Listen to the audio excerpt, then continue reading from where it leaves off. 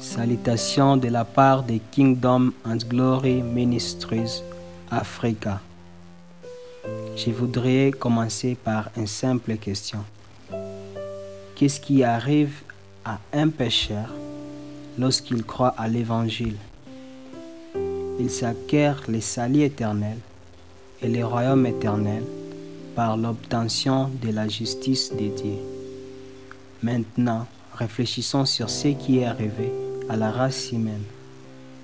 Le premier homme Adam pécha et devint pécheur, s'éloignant de la vie éternelle et devint éligible à la mort éternelle.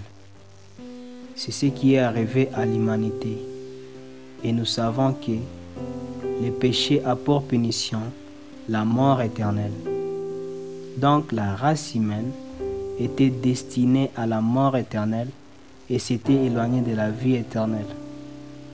Mais ici Dieu faisant Jésus-Christ sacrifice pour l'homme, qui veut dire que un pécheur qui croit à la mort, l'ensevelissement, la résurrection et l'ascension de Jésus-Christ obtient la justice de Dieu. Il est gratuitement justifié.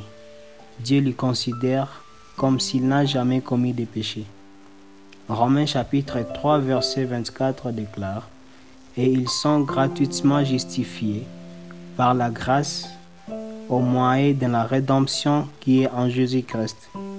La justification est le premier fruit de l'obtention de la justice de Dieu. Maintenant, le pécheur est devenu injuste. Romains chapitre 5 verset 18 déclare: Ainsi donc, comme par une seule offense, la condamnation a atteint tous les hommes, de même par un seul acte de justice, la justification qui donne la vie s'étend à tous les hommes. Le pécheur qui croit dans l'œuvre de Jésus-Christ devient juste. La cour céleste lui a déclaré juste, et en devenant juste, tous les péchés du passé lui sont pardonnés.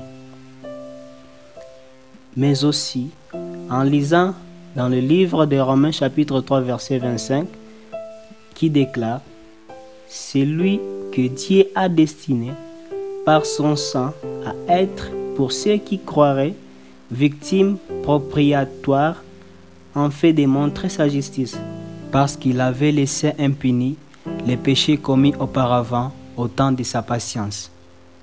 Nous comprenons que celui qui était destiné pour la mort éternelle est maintenant sauvé, et il n'y a pas de punition pour lui. Il est devenu juste et en bonne relation avec Dieu.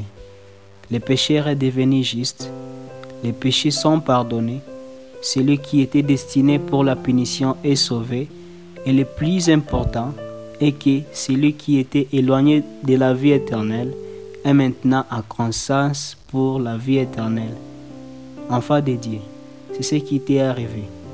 Mais parce que tu as reçu la justice de Dieu, tes péchés te sont pardonnés, tu es sauvé et tu es en conscience pour la gloire de Dieu en obtenant la vie éternelle.